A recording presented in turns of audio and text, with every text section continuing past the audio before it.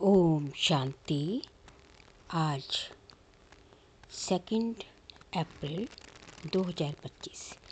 आज के ईश्वरीय महावाक्यों में हमारे परमपिता परमात्मा शिव कहते हैं, मीठे बच्चे, इस पुरानी पतित दुनिया से तुम्हारा बेहद का वैराग्य चाहिए, क्योंकि तुम्हें पावन बनना है। इस पुरानी पतित दुनिया से तुम्हारा बेहद का वैराग्य चाहिए, क्योंकि तुम्हें पावन बनना है। तुम्हारी चढ़ती कला से सबका भला होता है। प्रश्न कहा जाता है, आत्मा अपना ही शत्रु अपना ही मित्र है, सच्ची मित्रता क्या है? उत्तर, एक बाप की श्रीमत पर सदा चलते रहना, यही सच्ची मित्रता है। सच्ची मित्रता है एक बाप को याद कर पावन बनना और बाप से पूरा वर्षा लेना। ये मित्रता करने की युक्ति बाप ही बतलाते हैं। संगम युग पर ही आत्मा अपना मित्र बनती है। गीत, तूने रात गवाई सोई के दिन गवाया खाई के, हीरे जैसा जीवन कौड़ी माफिक जाए। ओम शांति। यूं तो यह गीत है भक्ति मार्ग के सारी दुनिया में जो गीत गाते हैं, वह शास्त्र पढ़ते हैं, तीर्थों पर जाते हैं, ये सब हैं भक्ति मार्ग। ज्ञान मार्ग किसको कहा जाता है, भक्ति मार्ग किसको कहा जाता है, ये तुम बच्चे ही समझते हो। वेद शास्त्र उपनिषद आदि ये सब हैं भक्ति के। आधा कल्प भक्ति चलती है और आधा कल्प फिर ज्ञान की प्रारब्ध चलती है। भक्ति करते करते उतरना ही है। 84 पुनर्जन्म लेते नीचे उतरते हैं, फिर एक जन्म में तुम्हारी चढ़ती कला होती है। इसको कहा जाता है ज्ञान मार्ग। ज्ञान के लिए गाया हुआ है, 1 सेकंड में जीवन मुक्ति। रावण राज्य जो द्वापर से चला आता है, वह खत्म हो फिर राम राज्य स्थापन होता है। ड्रामा में जब तुम्हारे 84 जन्म पूरे होते हैं, तब चढ़ती कला से सबका भला होता है। ये अक्षर कहाँ ना कहाँ किसी शास्त्रों में है। चढ़ती कला सर्व का भला, सर्व की सद्गति करने वाला तो एक ही बाप है ना। सन्यासी उदासी तो अनेक प्रकार के हैं, बहुत मतांतर हैं। जैसे शास्त्रों में लिखा है, कल्प की आयु लाखों वर्ष। अब शंकराचार्य की मत निकली 10,000 वर्ष, कितना फर्क हो जाता है। कोई फिर कहेगा इतने हजार कलयुग में हैं, अनेक मनुष्य, अनेक मतें, अनेक धर्म। सतयुग में होती ही है एक मत। ये बाप बैठ तुम बच्चों को सृष्टि के आदि मध्य अंत का नॉलेज सुनाती हैं। इस सुनाने में भी कितना समय लगता है, सुनाते ही रहते हैं। ऐसे नहीं कह सकते पहले क्यों नहीं ये सब सुनाया। स्कूल में पढ़ाई नंबरवार होती है। छोटे बच्चों को ऑर्गन्स छोटे होते हैं तो उनको थोड़ा सिखलाते हैं, फिर जैसे जैसे ऑर्गन्स बड़े होते हैं जाएंगे, बुद्धि का ताला खुलता जाएगा, पढ़ाई धारण करते जाएंगे। छोटे बच्चों की बुद्धि में कुछ धारणा हो न सके, बड़ा होता है तो फिर बैरिस्टर जज आदि बनते हैं। इसमें भी ऐसे हैं, कोई की बुद्धि में धारणा अच्छी होती है। बाप कहते हैं, मैं आया हूँ पतित से पावन बनाने, तो अब पतित दुनिया से वैराग्य होना चाहिए। आत्मा पावन बने तो फिर पतित दुनिया में रह ना सके। पतित दुनिया में आत्मा भी पतित है मनुष्य भी पतित है। पावन दुनिया में मनुष्य भी पावन, पतित दुनिया में मनुष्य भी पतित रहते हैं। ये है ही रावण राज्य। यथा राजा रानी तथा प्रजा, ये सारा ज्ञान है बुद्धि से समझने का। इस समय सभी की बाप से है विपरीत बुद्धि। तुम बच्चे तो बाप को याद करते हो, अंदर में बाप के लिए प्यार है, आत्मा में बाप के लिए प्यार है, रिगार्ड है, क्योंकि बाप को जानते हैं। यहाँ तुम सम्मुख हो, शिव बाबा से सुन रहे हो। ये मनुष्य सृष्टि का बीज रूप ज्ञान का सागर, प्रेम का सागर, आनंद का सागर है। गीता ज्ञानदाता परमपिता त्रिमूर्ति शिव परमात्मा वाच त्रिमूर्ति अक्षर जरूर डालना है, क्योंकि त्रिमूर्ति का तो गायन है ना। ब्रह्मा द्वारा स्थापना तो जरूर ब्रह्मा द्वारा ही ज्ञान सुनाएंगे। श्री कृष्ण तो ऐसे नहीं कहेंगे कि शिव भगवान वाच प्रेरणा से कुछ होता नहीं, ना उनमें शिव बाबा की प्रवेशता हो सकती है। शिव बाबा तो पराये देश में आते हैं, सतयुग तो श्री कृष्ण का देश है ना, तो दोनों की महिमा अलग अलग है। मुख्य बात ही ये है, सतयुग में गीता तो कोई पढ़ते नहीं, भक्ति मार्ग में तो जन्म जन्मांतर पढ़ते हैं, ज्ञान मार्ग में तो वह हो न सके। भक्ति मार्ग में ज्ञान की बातें होती नहीं, अभी रचता बाप ही रचना के आदि मध्य अंत का ज्ञान देते हैं। मनुष्य तो रचता हो न सके, मनुष्य कह न सके कि मैं रचता हूँ। बाप खुद कहते हैं, मैं मनुष्य सृष्टि का बीज रूप हूँ, मैं ज्ञान का सागर, प्रेम का सागर, सर्व का सद्गति दाता हूँ। श्री कृष्ण की महिमा ही अलग है, तो ये पूरा कॉन्ट्रास्ट लिखना चाहिए, जो मनुष्य पढ़ने से झट समझ जाए कि गीता का ज्ञानदाता श्री कृष्ण नहीं है। इस बात को स्वीकार किया तो ये तुमने जीत पहनी। मनुष्य श्री कृष्ण के पिछाड़ी कितना हैरान होते हैं, जैसे शिव के भक्त शिव पर गला काट देने को तैयार हो जाते हैं। बस हमको शिव के पास जाना है, वैसे वह समझते हैं श्री कृष्ण के पास जाना है, परंतु श्री कृष्ण के पास जा न सके। श्री कृष्ण के पास बलि चढ़ने की बात नहीं होती, देवियों पर बलि चढ़ते हैं, देवताओं पर कभी कोई बलि नहीं चढ़ेंगे। तुम देवियाँ हो ना, तुम शिव बाबा के बने हो, तो शिव बाबा पर भी बलि चढ़ते हैं। शास्त्रों में हिंसक बातें लिख दी हैं, तुम तो शिव बाबा के बच्चे हो, तन मन धन बलि चढ़ते हो, तन मन धन बलि चढ़ाते हो, और कोई बात नहीं, इसलिए शिव और देवियों पर बलि चढ़ाते हैं। अब गवर्नमेंट ने शिवकाशी पर बलि चढ़ाना बंद कर दिया, अभी वह तलवार ही नहीं, भक्ति मार्ग में जो आपघात करते हैं, ये भी जैसे अपने साथ शत्रुता करने का उपाय है। मित्रता करने का एक ही उपाय है, जो बाप बतलाते हैं, पावन बनकर बाप से पूरा वर्षा लो, एक बाप की श्रीमत पर चलते रहो, यही मित्रता है। कहते हैं जीवात्मा अपना ही शत्रु है, फिर बाप आकर ज्ञान देते हैं तो जीवात्मा अपना मित्र बनती है। आत्मा पवित्र बन बाप से वर्षा लेती है। संगम युग पर हर एक आत्मा को बाप आकर मित्र बनाते हैं। आत्मा अपना मित्र बनती है, श्रीमत मिलती है तो समझती है हम बाप की मत पर ही चलेंगे, अपनी मत पर आधा कल्प चले। अब श्रीमत पर सद्गति को पाना है, इसमें अपनी मत चल ना सके।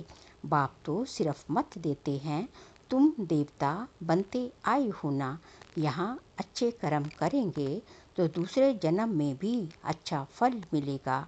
अमरलोक में ये तो है मृत्यु लोक, ये राज भी तुम बच्चे ही जानते हो, सो भी नंबरवार। कोई की बुद्धि में अच्छी रीति धारणा होती है, कोई धारणा नहीं कर सकते, तो इसमें टीचर क्या कर सकते हैं। टीचर से कृपा व आशीर्वाद मांगेंगे क्या। टीचर तो पढ़ाकर अपने घर चले जाते हैं। स्कूल में पहले पहले खुदा की बंदगी आकर करते हैं, हे खुदा हमको पास कराना, तो फिर हम भूख लगाएंगे। टीचर को कभी नहीं कहेंगे कि आशीर्वाद करो। इस समय परमात्मा हमारा बाप भी है तो टीचर भी है। बाप की आशीर्वाद तो अंडरस्टूड है। बाप बच्चों को चाहते हैं बच्चा आए तो उसको धन दूं, तो वह आशीर्वाद हुई ना। यह एक कायदा है, बच्चे को बाप से वर्षा मिलता है। अब तो तमो प्रधान ही होते जाते हैं। जैसे बाप वैसे बच्चे, दिन प्रतिदिन हर चीज़ तमो प्रधान होती जाती है, तब भी तत्व भी तमो प्रधान होते जाते हैं। ये है ही दुख धाम। 40,000 वर्ष अभी और आयु हो तो क्या हाल हो जाएगा। मनुष्यों की बुद्धि बिल्कुल ही तमो प्रधान हो गई है। अभी तुम बच्चों की बुद्धि में बाप के साथ योग रखने से रोशनी आ गई है। बाप कहते हैं जितना याद में रहेंगे उतना लाइट बढ़ती जाएगी। याद से आत्मा पवित्र बनती है, लाइट बढ़ती जाती है। याद ही नहीं करेंगे तो लाइट मिलेगी नहीं। याद से लाइट वृद्धि को पाएगी। याद नहीं किया और कोई विकर्म कर लिया तो लाइट कम हो जाएगी। तुम पुरुषार्थ करते हो सतो प्रधान बनने का, ये बड़ी समझने की बातें हैं। याद से ही तुम्हारी आत्मा पवित्र होती जाती है। तुम लिख भी सकते हो, ये रचयिता और रचना का ज्ञान श्री कृष्ण दे नहीं सकते, वह तो है प्रारब्ध। ये भी लिख देना चाहिए कि 84वें अंतिम जन्म में कृष्ण की आत्मा फिर से ज्ञान ले रही है, फिर फर्स्ट नंबर में जाते हैं। बाप ने ये भी समझाया है सतयुग में 9 लाख ही होंगे, फिर उससे वृद्धि भी होगी ना। दास दासियाँ भी बहुत ही होंगे ना। जो पूरे 84 जन्म लेते हैं, 84 जन्म ही गिने जाते हैं। जो अच्छी रीति इम्तिहान पास करेंगे वह पहले पहले आएंगे। जितना देरी से जाएंगे तो मकान पुराना तो कहेंगे ना। नया मकान बनता है, फिर दिन प्रतिदिन आयु कम होती जाएगी। वहाँ तो सोने के महल बनते हैं, वह तो पुराने हो न सके। सोना तो सदैव चमकता ही होगा, फिर भी साफ जरूर करना पड़े। जेवर भी भल पक्के सोने के बनाओ तो भी आखिरी चमक तो कम होती है, फिर उनको पॉलिश चाहिए। तुम बच्चों को सदैव ये खुशी रहनी चाहिए कि हम नई दुनिया में जाते हैं। इस नर्क में ये अंतिम जन्म है। इन आँखों से जो देखते हैं जानते हैं ये पुरानी दुनिया पुराना शरीर है। अभी हमको सतयुग नई दुनिया में नया शरीर लेना है। 5 तत्व भी नए होते हैं। ऐसी विचार सागर मंथन चलना चाहिए। ये पढ़ाई है ना, अंत तक तुम्हारी ये पढ़ाई चलेगी। पढ़ाई बंद हुई तो विनाश हो जाएगा। तो अपने को स्टूडेंट समझ इस खुशी में रहना चाहिए ना। भगवान हमको पढ़ाते हैं, ये खुशी कोई कम थोड़ी ही है, परंतु साथ साथ माया भी उल्टा काम करा लेती है। 5-6 वर्ष पवित्र रहते, फिर माया गिरा देती। एक बार गिरे तो फिर वह अवस्था हो न सके। हम गिरे हैं तो वह घृणा आती है। अभी तुम बच्चों को सारी स्मृति रखनी है। इस जन्म में जो पाप किए हैं, हर एक आत्मा को अपने जीवन का तो पता है ना। कोई मंद बुद्धि, कोई विशाल बुद्धि होते हैं। छोटेपन की हिस्ट्री याद तो रहती है ना। ये बाबा भी छोटेपन की हिस्ट्री सुनाते हैं ना। बाबा को वह मकान आदि भी याद है, परंतु अभी तो वहाँ भी सब नए मकान बन गए होंगे। 6 वर्ष से लेकर अपनी जीवन कहानी याद रहती है। अगर भूल गया तो डल बुद्धि कहेंगे। बाप कहते हैं अपनी जीवन कहानी लिखो। लाइफ की बात है ना। मालूम पड़ता है लाइफ में कितने चमत्कार थे। गांधी, नेहरू आदि के कितने बड़े बड़े वॉल्यूम बनते हैं। लाइफ तो वास्तव में तुम्हारी बहुत वैल्यूबल है। वंडरफुल लाइफ ये है मोस्ट वैल्यूबल, अमूल्य जीवन। इनका मूल्य कथन नहीं किया जा सकता। इस समय तुम ही सर्विस करते हो। हे लक्ष्मी नारायण कुछ भी सर्विस नहीं करते। तुम्हारी लाइफ बहुत वैल्यूबल है, जबकि औरों का भी वैसा जीवन बनाने की सर्विस करते हो। जो अच्छी सर्विस करते हैं वह गायन लायक होते हैं। वैष्णव देवी का भी मंदिर है ना। अभी तुम सच्चे सच्चे वैष्णव बनते हो। वैष्णव माना जो पवित्र है। अभी तुम्हारा खान पान भी वैष्णव है। पहले नंबर के विकार में तो तुम पवित्र ही हो। पहले नंबर के विकार में तो तुम वैष्णव पवित्र हो ही, मतलब ब्रह्मचर्य में पवित्र हो। जगदम्बा के ये सब बच्चे ब्रह्मा कुमार कुमारियां हैं ना। ब्रह्मा और सरस्वती बाकी बच्चे हैं उनकी संतान। नंबरवार देवियां भी हैं जिनकी पूजा होती है। बाकी इतनी भुजाएं आदि दी हैं वह सब हैं फालतू। तुम बहुतों को आप समान बनाते हो तो भुजाएं दे दी हैं। ब्रह्मा को भी 100 भुजा वाला, 1000 भुजा वाला दिखाते हैं। ये सब भक्ति मार्ग की बातें हैं।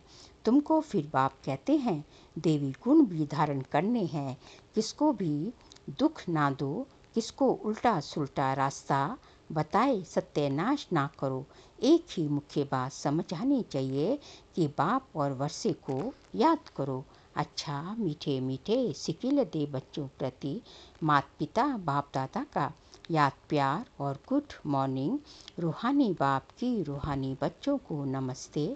हम रूहानी बच्चों की रूहानी बाप दादा को नमस्ते नमस्ते नमस्ते। सार के लिए पॉइंट है, गायन व पूजन योग्य बनने के लिए पक्का वैष्णव बनना है। खान पान की शुद्धि के साथ साथ पवित्र रहना है। इस वैल्यूबल जीवन में सर्विस कर बहुतों का जीवन श्रेष्ठ बनाना है। सेकंड पॉइंट, बाप के साथ ऐसा योग रखना है जो आत्मा की लाइट बढ़ती जाए। कोई भी विकर्म कर लाइट कम नहीं करनी है, अपने साथ मित्रता करनी है। आज का बाबा का वरदान है, स्वस्थिति की सीट पर स्थित रह, परिस्थितियों पर विजय प्राप्त करने वाले। स्वस्थिति की सीट पर सट रहे, स्वस्थिति की सीट पर सट रहे, स्वस्थिति की सीट पर स्थित रह, परिस्थितियों पर विजय प्राप्त करने वाले मास्टर रचता भव। कोई भी परिस्थिति प्रकृति द्वारा आती है, इसलिए परिस्थिति रचना है और स्वस्थिति वाला रचयिता है। मास्टर रचता व मास्टर सर्वशक्तिवान कभी हार नहीं खा सकते, असंभव है। अगर कोई अपनी सीट छोड़ते हैं तो हार होती है। सीट छोड़ना अर्थात शक्तिहीन बनना। सीट के आधार पर शक्तियाँ स्वतः आती हैं। जो सीट से नीचे आ जाते उन्हें माया की धूल लग जाती, तब माया का दरवाज़ा खुल जाता। सीट से नीचे आ गए तो माया का दरवाज़ा खुल जाता है। सीट्स के आधार पर शक्तियाँ स्वतः आती हैं। जो सीट से नीचे आ जाते उन्हें माया की धूल लग जाती। बाप दादा के लाडले मरजीवा जन्मधारी ब्राह्मण कभी देह अभिमान की मिट्टी में खेल नहीं सकते। स्लोगन है, दृढ़ता कड़े संस्कारों को भी मोम की तरह पिघला देती है। दृढ़ता कड़े संस्कारों को भी मोम की तरह पिघला देती है। बाबा कहते हैं कि दृढ़ता एक ऐसी शक्ति है कि जितना कितना भी कड़े से कड़ा संस्कार हो, पर यदि आपके अंदर दृढ़ता है, आपने पक्का दृढ़ वचन ले लिया, दृढ़ता संपन्न आपने वायदा कर लिया कि मैं इसको करके ही रहूँगा, मैं कुछ भी हो जाए लेकिन मेरी ये धारणा नहीं छूटेगी, तो जो है फिर ऐसा कोई नहीं है जो कि आपको उस धारणा में कमज़ोर बना दे। तो इसलिए कहा जाता है कि दृढ़ता सफलता की कुंजी है, दृढ़ता सफलता की है। तो इसलिए बाबा कहते हैं दृढ़ता जो है कितना कड़े से कड़े संस्कार क्यों ना हो, उसको भी मोम की तरह पिघला देती है। फिर जो है अप्रैल मास का अव्यक्त इशारे का सब्जेक्ट है, कंबाइंड रूप की स्मृति से सदा विजयी बनो। जैसे ज्ञान स्वरूप हो ऐसे स्नेह स्वरूप बनो। जैसे ज्ञान स्वरूप हो ऐसे स्नेह स्वरूप बनो। ज्ञान और स्नेह दोनों कंबाइंड हो, क्योंकि ज्ञान बीज है, पानी स्नेह है। ज्ञान बीज है और पानी स्नेह है। अगर बीज को पानी नहीं मिलेगा तो फल नहीं देगा। ज्ञान के साथ दिल का स्नेह है तो प्राप्ति का फल मिलेगा। पापा ने कहा कि जो है ज्ञान स्वरूप के साथ साथ हमें जो है स्नेह स्वरूप भी बनना है। यदि ज्ञान को जो है ज्ञान के साथ साथ स्नेह के स्वरूप भी हमें बनना है। ज्ञान यदि बीज है तो स्नेह को, स्नेह की उपमा पानी से की जाएगी। ज्ञान बीज है तो स्नेह पानी है। बीज बो दिया, लेकिन बीज बोने के साथ फिर उसको जब तक पानी नहीं मिलेगा तो वो तो अंकुरित नहीं होगा ना। तो बीज तो आपने बो दिया, ज्ञान तो आपको मिल गया, लेकिन जो है फिर जो है आपको अंदर जो है स्नेह भी होना चाहिए। आपने किसी के अंदर जो है ज्ञान का बीज डाल दिया, लेकिन यदि आप उसको स्नेह नहीं देंगे, स्नेह से उसके साथ संबंध संपर्क में नहीं आएंगे, तो फिर जो है वो जो है आपका जो बीज बोया हुआ है वो फलीभूत नहीं होगा, वो ज्ञान में नहीं चल पाएगा। तो इसलिए ज्ञान के साथ साथ उसको स्नेह रूपी पानी भी देना है, तभी वो जो है बीज आगे फल की प्राप्ति कराएगा। अच्छा, ओम शांति।